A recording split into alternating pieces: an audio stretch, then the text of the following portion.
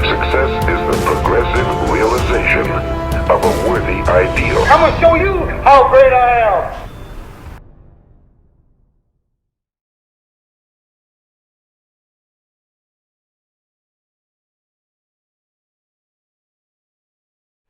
Ladies and gentlemen, boys and girls, this is Njabulo James on the NJ Podcast, a podcast where we share tips and insights from people from all walks of life, whether you've made it, you're on your way to making it, whether you're a property investor, you're a mother, you're a great person, you're an entrepreneur, you're an entertainer. It doesn't really matter. I honestly believe that we can learn lessons from anyone, regardless of where you are in your walk of life.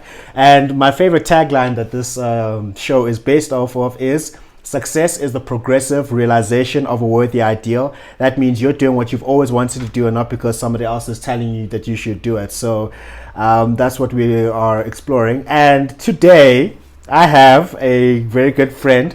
I've got a lot of good friends, guys. You should get yourself a lot of those. Also, I'm a very good friend. We have a very special relationship, in that being that debit orders come off every single month. And Show me your money. I'm a very good tenant. I have not missed a single payment with her.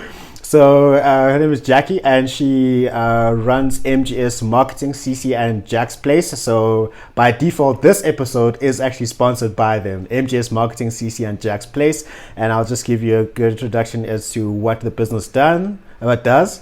So MGS Marketing is a family-owned business dedicated to personal and quality rentals in the Edenvale and Bedfordview area, and have successfully been renting their properties for the past 14 years. Cottages and apartment rentals with Jack's Place Corporate Rentals is ideal for clients busy with house renovations, immigrating, relocating, short-term projects, or simply starting over. We offer short and long-term accommodation options. Jack's Place is based in the quiet avenues of Edenvale, awaiting your arrival. We are conveniently situated, an easy 7-minute drive to or Tambo Johannesburg International, with several major traffic interchanges, including Galuli's, on our doorstep, providing quick and easy access in almost every direction in Johannesburg. Greenstone Shopping Center, Modderfontein, Isando, Linbro Business Park are just a few areas we are centrally located to. Jack's Place offers secure on-site parking with a private entrance to each unit and free Wi-Fi connection. 5G coming to the area soon. So, Jackie, pleasure to have you on the show. Thank you for having me. Thank you very much for coming through. So, other than the colorful introduction to your business, can you please just give us an introduction of who you are, where you come from, and how you got started in property investment? Okay, thank you. So I'm Jacqueline Jennings. I've been in the business for 16 years. My father started the business 20 years ago. And quite interestingly enough, in these days when you said to me, how's it going in COVID, we were talking about how many people are getting retrenched and starting off and so on like that. So 16 years ago, I was headhunted and started a wonderful business. And the business started for about 2 months and it ended up being fake. I gave up an illustrious job. I was very, very happy. I was a marketing manager, and I basically saw my ass. It was in the beginning of January. I had no job and I had bills to pay, and I was like, what am I going to do? So at the time, my father had some rentals. He just started about 4 years. And I asked him if I could take one of the units and start running them as a bed and breakfast and see if it would work. So he liked my concept, and I ran it for about a month, and I managed to turn over what he would do in 3 months in 1 month. Boss. So with the business plan in hand and a few other things obviously that I was doing on the sideline to get by, he saw it quite lucrative. So we have a 2-bedroom house up in 2nd Avenue, and it wasn't doing as much as we wanted to, because ideally we focus on single corporates. And decided, you know what, we could turn that into a guest house. So we started with 6 rooms, we moved up to 9 rooms, then 12, finished on 16, and through the years built it up as it went through. So I did Jack's Place in running with the cottages and apartments at the same time. So as we would build the guest house, we built another property with units. That's a fantastic start. So let's go back. So you left a great job. and you found yourself with a company that was fake, and then you found yourself in a situation where you had no employment and you had to make a plan. Yeah. So like, what was the emotion that you were going through at that moment in time? You were like, oh no. You know what? I felt so robbed, so done in, so promised this triple salary, BMW car. I mean, you name it. It was like stars in your eyes. And it was really, really amazing. And I came from a good job, but it was one of those jobs where I was plateauing. It was just 3 years doing great, but it was easy. And I didn't just want easy, I wanted to be amazing. Yeah. So obviously when though I didn't have the job, my other company said to me, you're welcome to come back, take your position and go on. Yeah. And that was a big decision to say, I could go back, but the whole point of going forward was to better myself. Yeah. So I took a huge leap and went into this. And at the same time, I had another gentleman who was doing rentals and cottages and apartments, and he needed assistance. So I said to him, I can do interior designing, which I've never done before in my life. And learn it till you earn it, eh? Learn it till you earn it. They say fake it till you make it, but learn it till you earn it. Because in my previous office, I had redecorated the whole reception, and I've done the boardroom, and I redid offices. So I did it once. I'm sure I can do it in a house. So I said to him, let me set up your house. I designed 3 of the units. I made 3 of them fully furnished and 2 of them unfurnished. And then I said to him, I'll find tenants for you as well. So contract me for 6 months, and I'll get your business going. And it was literally like that. So I had to make a plan. So I had a few things on the go, and then I managed to do it within budget. And I said to him, anything that I make over the budget, I'll also keep. So he was happy with that. So I finished in time, made his budget, and made a little bit on the side. And so we went on. So you just got to let go. And if I wasn't in dire straits situation, I wouldn't make it work the way I did. So that gave me my confidence to say, I did it on a small scale. Yes, I did it with someone else's property, but had the chutzpah to do it for myself. So that's an interesting thing, because entrepreneurs out there people who want to go into business, they want to strike out on their own, but they don't have their back to the wall. They don't have to worry, where's my rent going to come from next month. I found that those people who have got that hunger where they're saying that I don't have a place to fall back on, I don't have a plan B, I have to make this work, so hence I'm going to get it done. So was that one of the biggest driving forces that led you to be successful when you decided to venture out and go into property investment for the first time? No, absolutely. I mean, it's super exciting and it was super scary.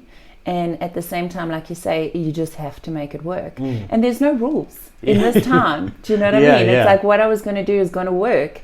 And it was great fun because you're doing a lot of research. You're going to compare where to get the best of this and that. And, sketching up, of course, a lot of the ideas. And once I was finished with that, it gave me the idea of how I wanted to do my guest house and how the guest house needed to be so different to the other guest houses that were out there. Yeah. Okay, that's amazing. So if you want to be a really, really successful entrepreneur, tell yourself that, I'm going to have to make this work and not have nowhere else to fall back on. So what were your 3 biggest challenges? You've been in this game for about 16 years. Yes, I haven't done 16 anything. I was sitting there this morning, I was like, he's going to ask me how long. I was like, 16 years. 16 years. Yeah. I'm so blessed. So someone is having a sweet 16 today. Don't do that. Don't do that. My tenant, I checked in a tenant yesterday, and he said he's been a runner for so many years, and I was like, I started running now. I'm 40. Yeah. And he said, "You're 40? You're 40. He's You're like, good you for look 40. 30. I was like, good for 40. You keep that. Yeah, you're good for 40. Jeez. You see, go into property investment, and when you're 40, you look 30. There we go.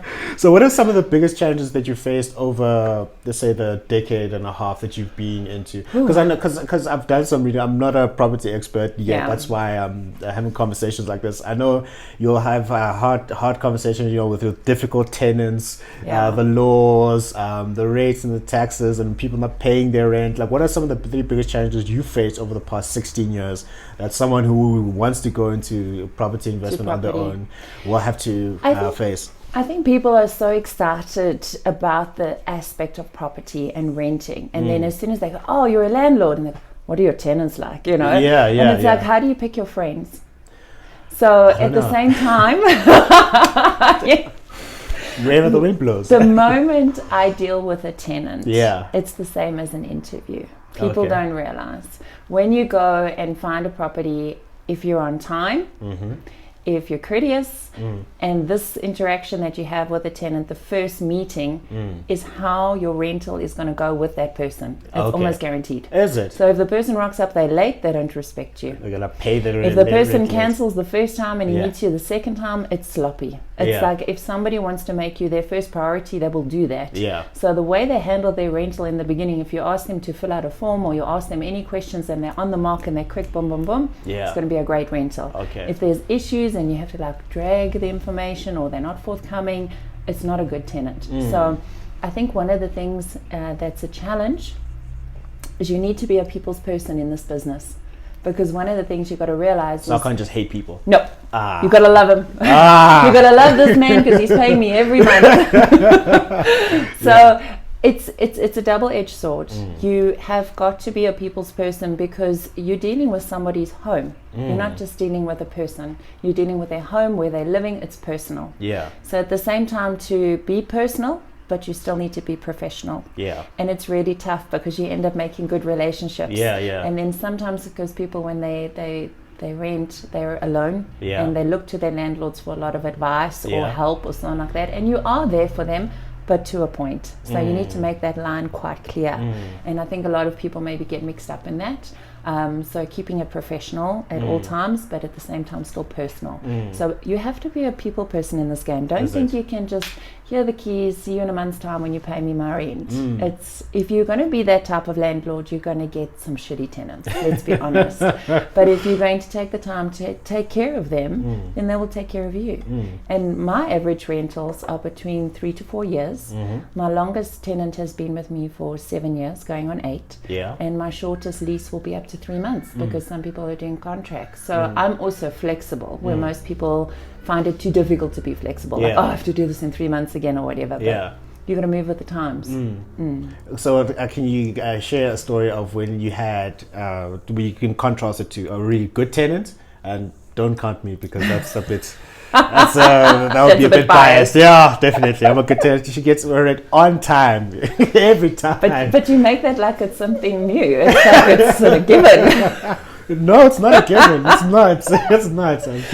Do you know how many people say, I am the first person that you pay every month? You can wait for your clothing account. You can wait for every other account, but you can't not wait for your tenant. Your landlord. You always pay them first. Yeah, definitely. I was like, because she offered me a discount if I pay early. I'm like, let me sit that time and get my discount. So when you have you in your 16 years, enlist someone who was a really good tenant and someone who was a monster of a tenant, someone who's just like, I don't want to work with you again.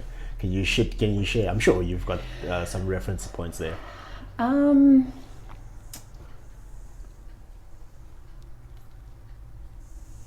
You don't have to name and shame. No name and shame. I'm trying to think of examples.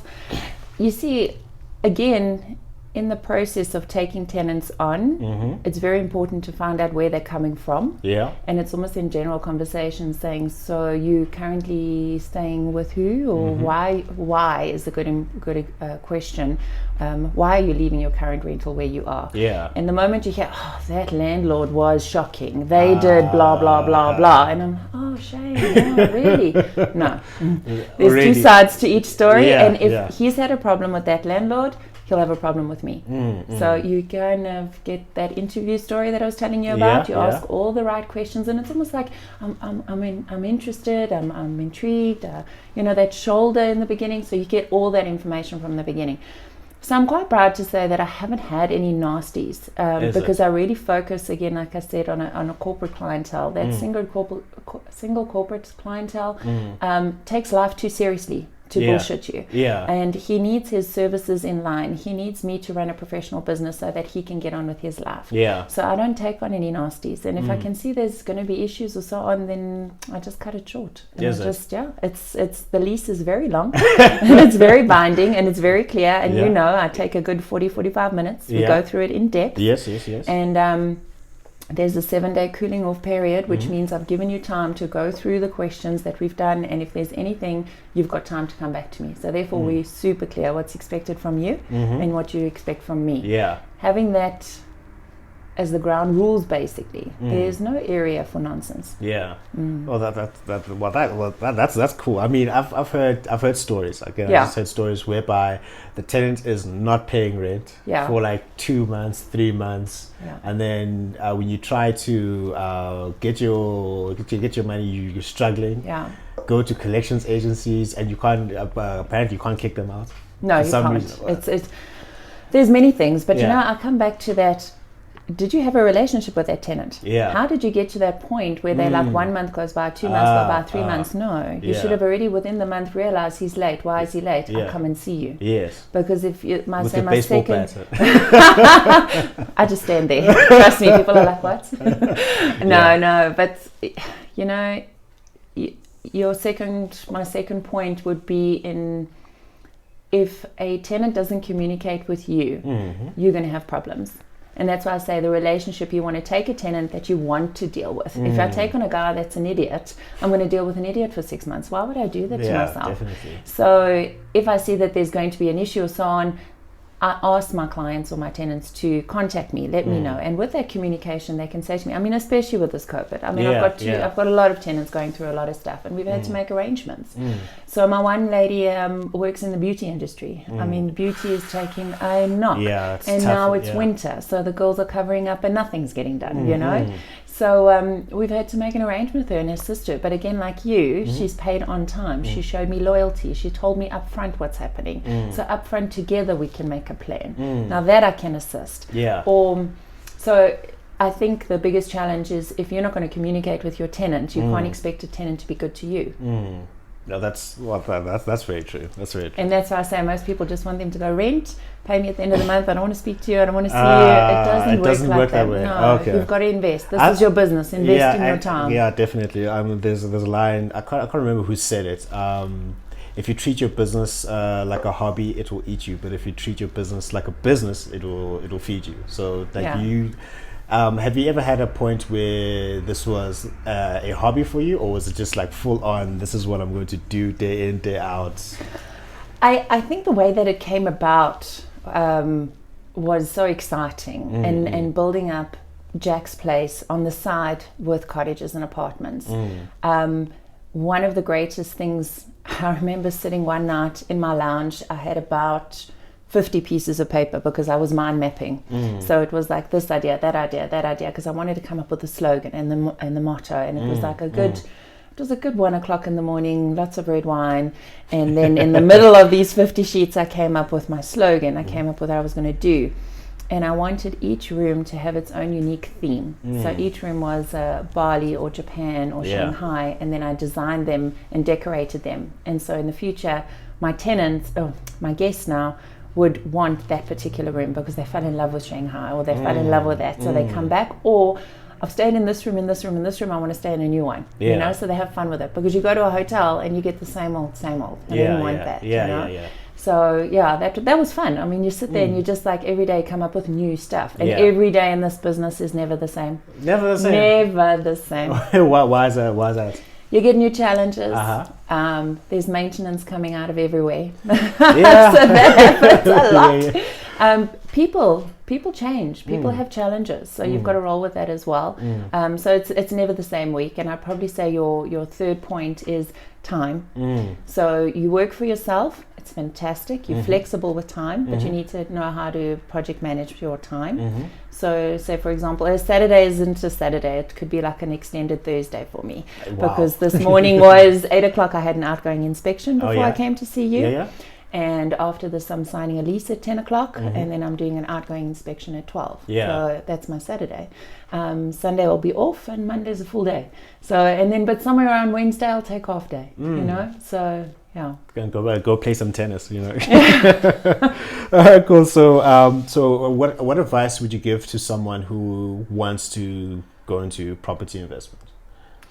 I think with the property, you need to decide if you're in a good space financially before you invest. You need to have a kitty in sense. Yeah. If you don't, then start with your rental.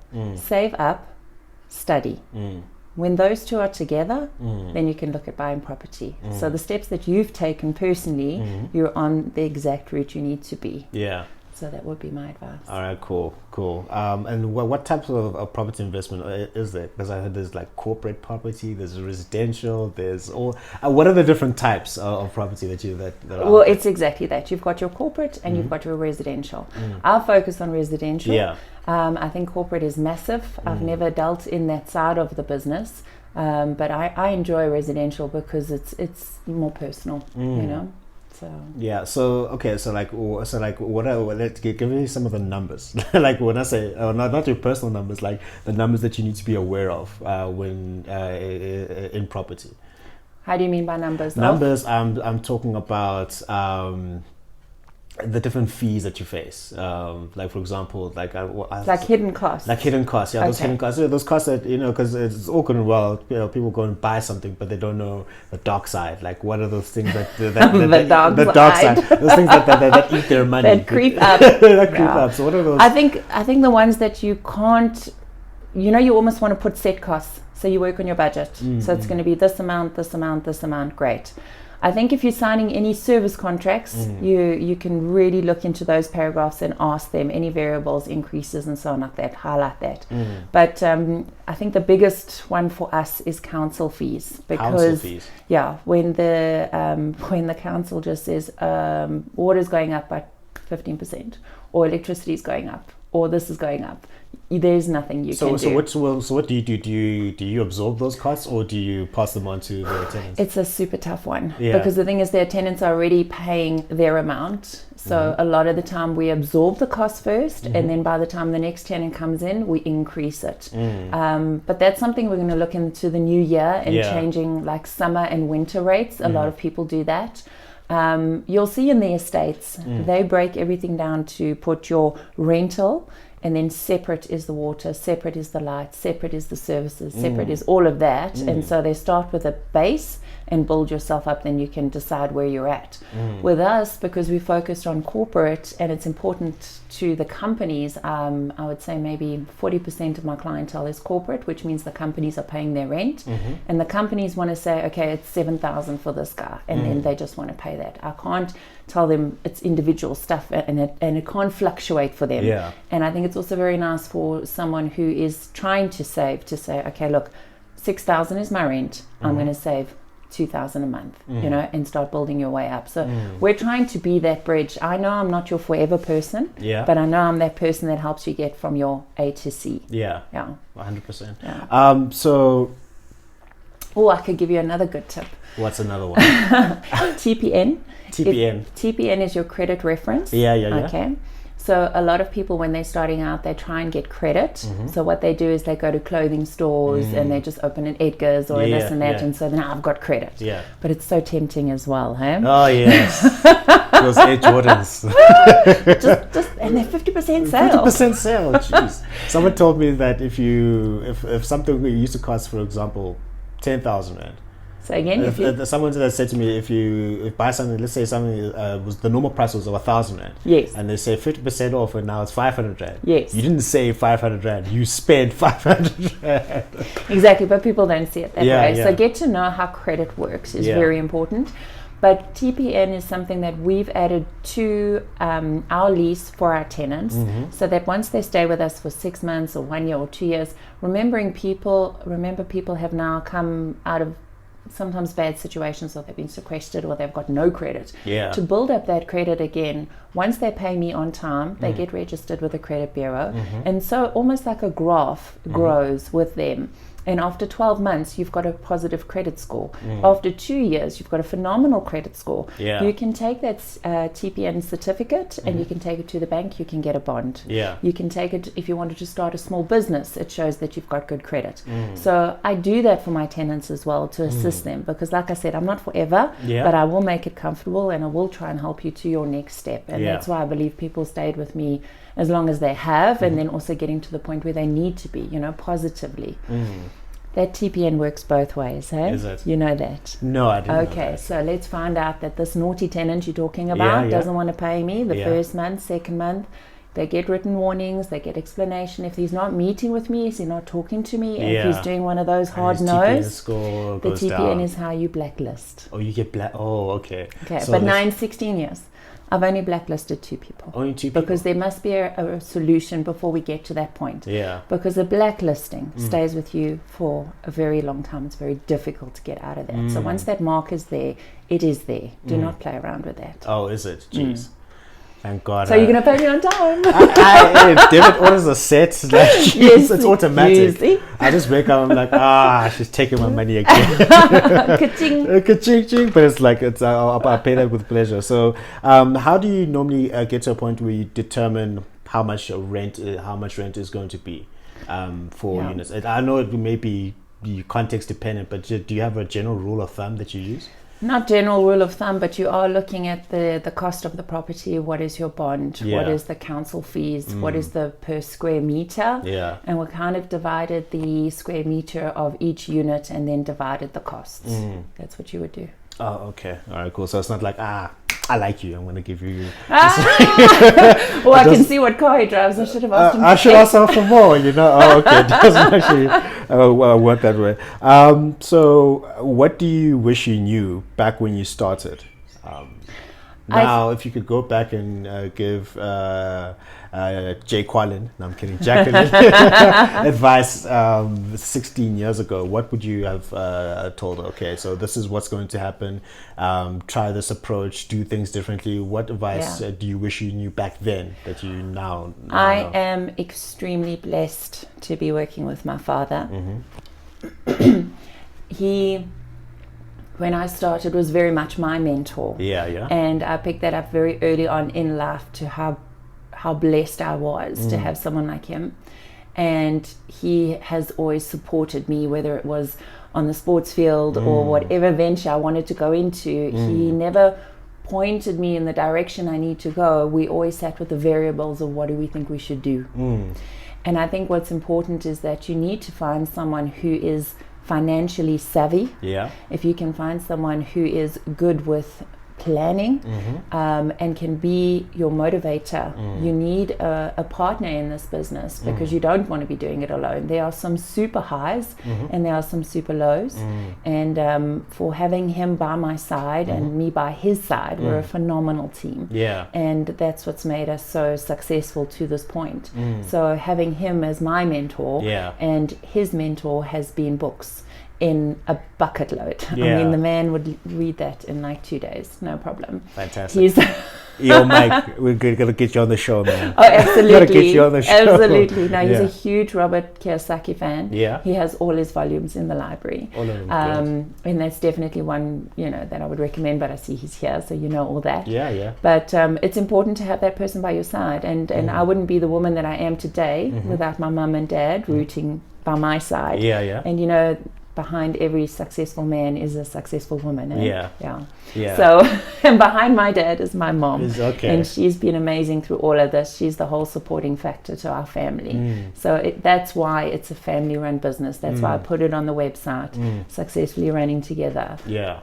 Jeez. Like, I want to start a family-owned business. You see? I'll do that one day. So, okay. So, give me a major high in the business and a major low, and how you were able to deal with both of those. Well, I think a major high that first comes to mind is probably 2010 World Cup. Woohoo! Philip is here. Yeah, bro.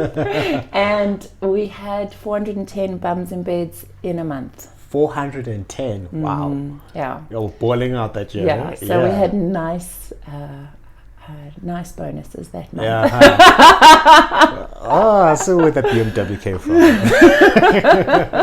Yeah. Some lows. Oof, we've had a lot of lows.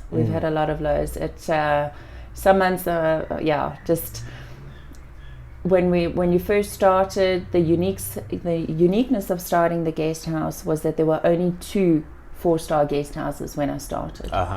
Now there are close to 62 guest houses around Edenvale, and there's about 7 4-star guest houses. So it's not unique. But a lot of them have also now started closing and so on like that. So I think the big low was in 2011 after the World Cup. There was no follow-up marketing to South Africa. So the tourism industry took a huge crash. We were seen as an expensive trip. It wasn't so affordable anymore. That's it. And so from 2011, 2012, and then the recession, and then everything just started going up like that. So, but then again, the 2 businesses ran in conjunction. I was running Jack's Place and the cottages and apartments. So you would have clients come in from Durban and Cape Town on projects, and they would visit regularly, and I'd say to them, you've got the guest house expenses, why don't you rent an apartment for 3 months? And then you can, because you want to retain the client and you can see what's been happening. So I lose a bit of money at the guest house, but I'm assisting them long term, and those clients stay with me longer.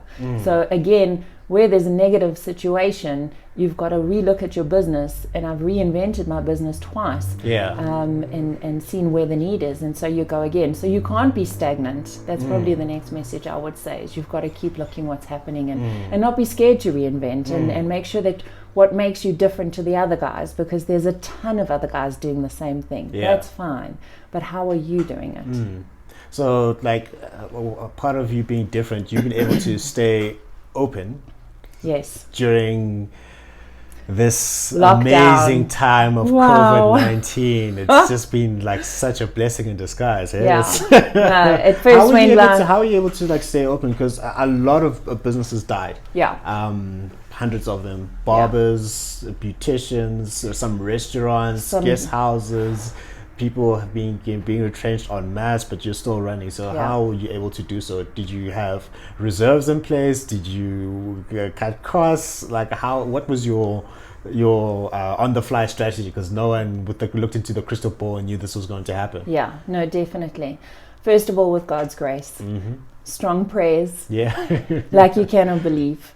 And I would probably say about 4 years ago, I'd already made the decision to cut back on costs, cut back on staff, move away from things that you pay so much to marketing, and like I'm not going to name certain things now. Let's be good.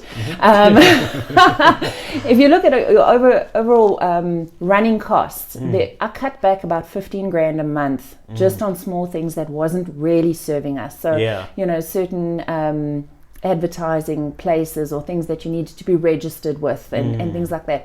I just scrapped all of it. I had a running staff complement of 7, and I basically scaled down to 3, and then took myself back into the business, running more hours than when I was taking off, as you do. And so because I'd already started downscaling quite a bit, when this all happened, I'd already remodeled my business. So I focus more on the rental. I do now short-term rentals at the guest house. And my clientele that was with me when lockdown happened, I had a lot of long terms at the guest house with me, and they were in essential services. So I had one making sanitizer, one doing IT, so on like that. So level 5 was hard. There were no reserves. There was like it's ongoing, coming in, going out. I probably had 70% occupancy in the rentals, so my tenants were good. And then by the time we got to level 4, I was like, I'm getting back. We have to get going. We've got people that need to come in. We've got to like really start. And also my staff, I mean, they were at home. And so I got 2 staff members to come in, and we just slowly started going again. And it's just been like that. So, and again, working Monday to Sunday, or if people call me, it's not I used to. I don't work on weekends anymore because I'm a mum. Yeah. But now it's like I have to, because you know what? When someone calls, it's opportunity, and I just can't be luxurious anymore. I'll be like, Mom, why are you taking the calls? So you can eat. I will be very good in that sense though. When I get home between 5 and 7, take a message. Yeah, because my time with my kids is so treasured, and if you don't do that, then time just runs away with you. You know, and I've got all the other time in the day to deal with that person. When I get home, I'll make them my first priority, and then after 8 we can start again. Yeah, definitely. And then one day you wake up and then like your kids are in university, wherever it is. And I was like, I want to spend time with you, but remember you're dealing with that client, that tenant of yours. Exactly. Like, it's amazing that you were able to it's amazing that you were able to stay sane. Sane and open during these tough times. Absolutely. And I'm so grateful. I've got wonderful tenants. Again, like I said, the choice of the guys that are there, and also not being, I mean, during lockdown, they were there. They I couldn't go in and out, and you guys were here, and everyone looked after my place. Everyone helped each other. Everybody respected the protocols that we put in place. Everyone parties, nobody threw parties. Everybody leveled up. Everybody respected it, and everybody supported me because, again, like I said, to date, I've been there for my tenants. So I think in this crisis, they've turned around and they've assisted me. So if there's like things, you know, like a gate will break, the front gate, another tenant will come out and phone me and say, "Don't worry, Jax, I fixed it. You don't have to come out." It's like, that's awesome. So fantastic. So this is one of the biggest things I'm taking from this is that property it's not necessarily about the property or the building. It's more about the people that occupy the building. Exactly. Because that's where your cash flow comes from. So how do you decide your own salary? So how do you decide that? It's just as a question, because if you work for a corporation, they decide your salary. Now that's you. How do you decide your own salary? You pay everything off through the business, and then what's left is yours. Oh, okay. Okay, all right, cool. I'm going to take that. All right, cool. Cool. So I want us to go into a speed round. Very quickly. So I'll say a word. Okay. And then you tell me what you think about that word. Okay, cool. All right, cool. Wealth. Awesome. COVID-19. Sucks. Mentorship. Michael William Jennings. Family. Everything. Winning.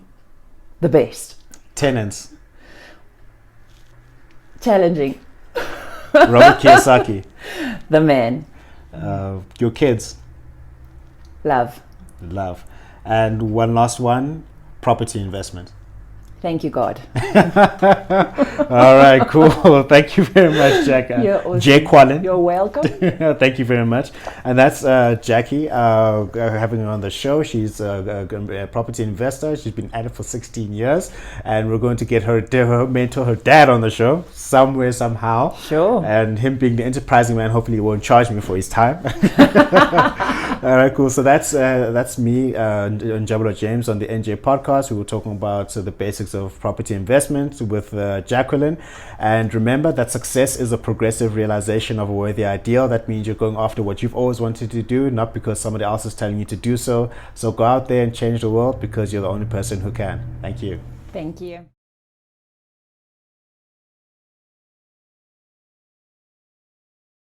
Success is the progressive realization of a worthy ideal. I'm gonna show you how great I am.